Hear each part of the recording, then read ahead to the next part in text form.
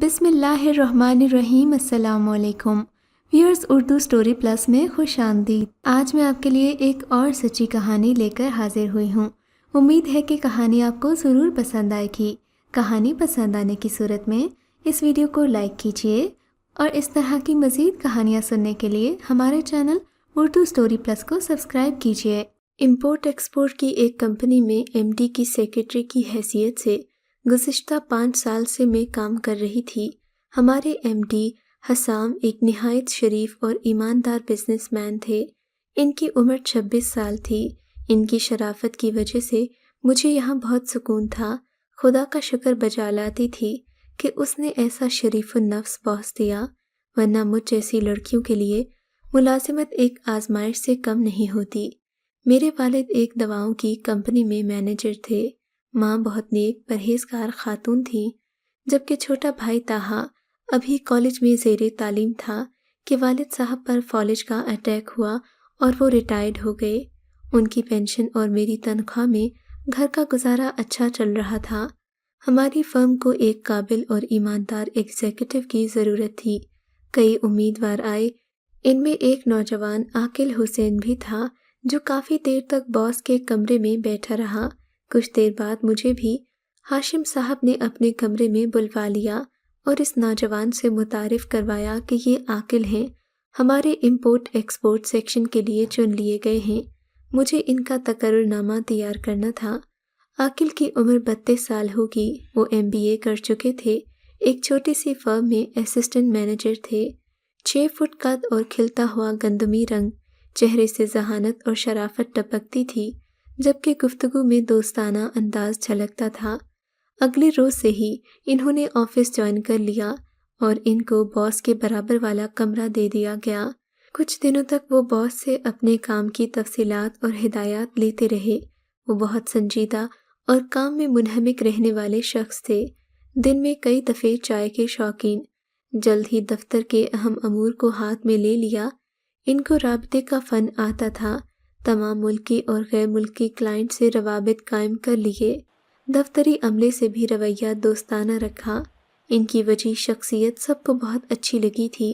میں نے اپنے دل میں اس محنتی شخص کے لیے ایک عجیب سا خوشگوار احساس پایا۔ جی چاہتا کبھی تھوڑی دیر مل بیٹھے اور اس فرصت کے وقت میں ان کی ذاتی زندگی کے بارے میں پوچھوں۔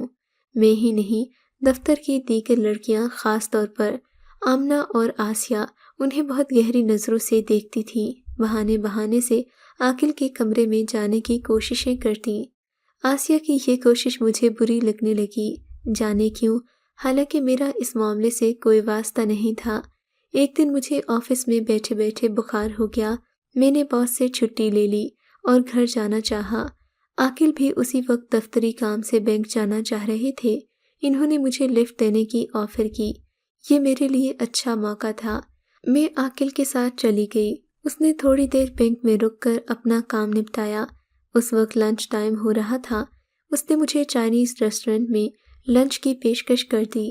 نہ چاہتے ہوئے بھی میں نے ان کی پیشکش کو قبول کر لیا۔ کھانے کے دوران میں نے عاقل کی ذاتی زندگی کے بارے میں سوالات کیے تو انہوں نے بے تکلف بتانا شروع کر دیا۔ بولے، میرے ابو ایک سرکاری محکمے میں اعلیٰ عہدے پر فائز تھے، جہاں اوپر کی آمدنی بھی تھی۔ میرے علاوہ میری ایک بہن تھی۔ امی شوہر کی شاہ خرچیوں اور روز روز کی پارٹیوں کو اچھا نہیں سمجھتی تھیں۔ اس طرح والدین کے درمیان کھچاؤ رہنے لگا۔ میری بہن کی شادی ابا کے دوست کے بیٹے سے کر دی گئی۔ یہ لوگ ایک عرصہ دراز سے کینیڈا میں مقیم تھے۔ لڑکے کے سلسلے میں کوئی تحقیق نہیں کی گئی تھی۔ امی اس رشتے سے ناخوش تھیں کہ بیٹی کو ایک انجانے لڑکے کے ساتھ امریکہ بھیج دیا جائے، مگر والد نہیں مانے اور ان کی ظاہری چمک دھمک کو دیکھتے ہوئے لڑکی بیاہ دی۔ 1 سال کے اندر میری بہن طلاق لے کر واپس آ گئی۔ لڑکا اچھے کردار کا مالک نہیں تھا، نافرمان اور مختلف عورتوں سے روابط رکھتا تھا۔ ادھر میرے والد کرپشن کے کیس میں گرفتار ہوئے اور ملازمت جانے کے ساتھ انہیں جیل بھی ہو گئی۔ پانی کی طرح پیسہ بہا کر اور گھر گروی رکھ کر والد صاحب کو بچا لیا گیا۔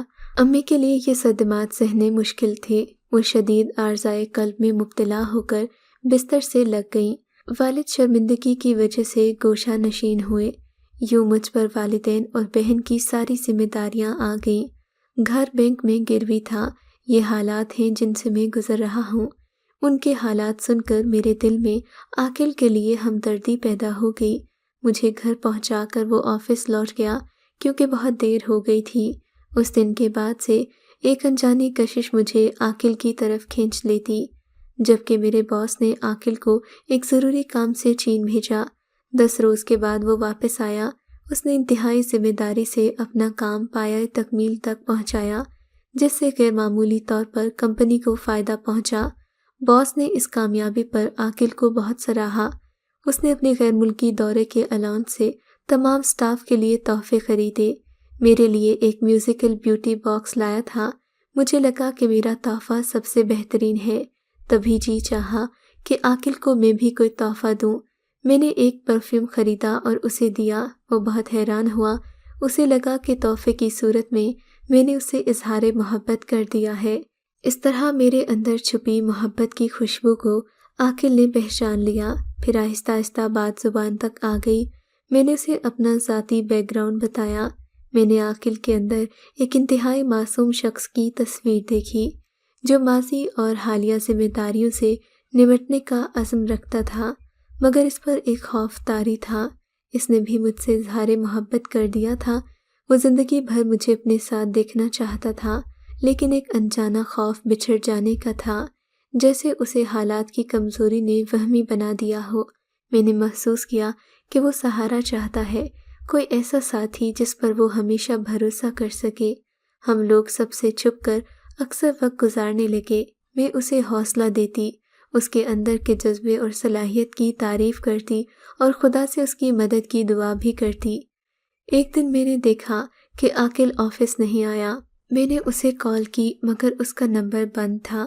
دوسرے روز وہ آفس آیا تو لگا کہ جیسے وہ ساری رات سویا نہیں ہے۔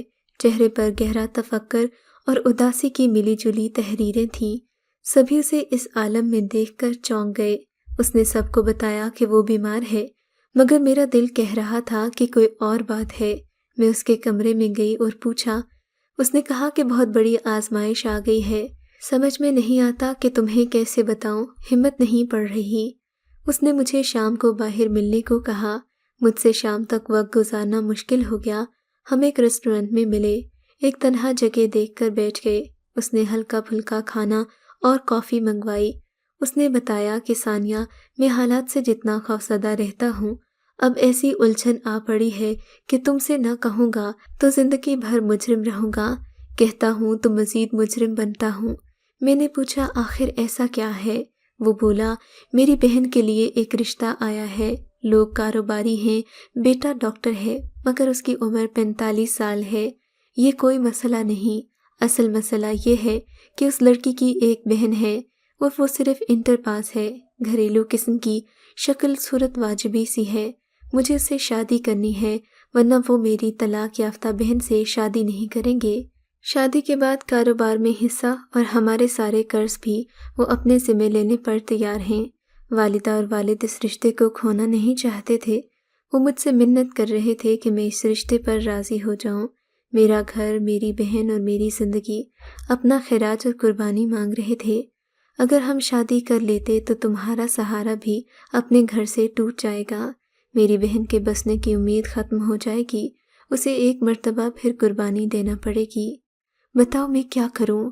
مجھے لگا جیسے میرے جسم سے روح نکل گئی ہو۔ سارے خواب لمحے بھر میں چکنا چور ہو گئے۔ میں نے دیکھا اس کی آنکھوں میں بھی آنسو تیر رہے تھے۔ آج پھر میرے دل میں اس کے لیے محبت سے زیادہ ہمدردی کا جذبہ موجیں مارنے لگا۔ مجھے لگا کہ وہ ایک سچا اور معصوم شخص ہے، اسے میرا سہارا چاہیے، وہ سہارا جو اسے گھریلو پریشانیوں سے بچا سکے۔ اگر میں اس کے ساتھ شادی پر اصرار کروں تو یہ خود غرضی ہوگی، 2 خاندانوں کے ساتھ ناانصافی ہوگی، جس کے بعد شاید ہم بھی کبھی خوش نہ رہ سکیں۔ مجھے اس کی زندگی سے دکھ ختم کرنے تھے، میری محبت کا امتحان تھا اور یہی میری محبت کی آزمائش تھی۔ تب میں نے فیصلہ سنایا کہ آؤ آج ہم اپنی محبتوں کو قربان کرتے ہیں، اپنے اپنے خاندانوں کو مصیبت اور محرومی سے بچا لیتے ہیں۔ ہمارا یہ فیصلہ اپنی زندگیوں میں تلخی کی بجائے مٹھاس کا احساس دے گا۔ یوں ہم دونوں اچھے دوستوں کی مانند ایک دوسرے سے الگ ہو گئے۔ چند دنوں کے بعد اس کی شادی کے کارڈز بٹ گئے۔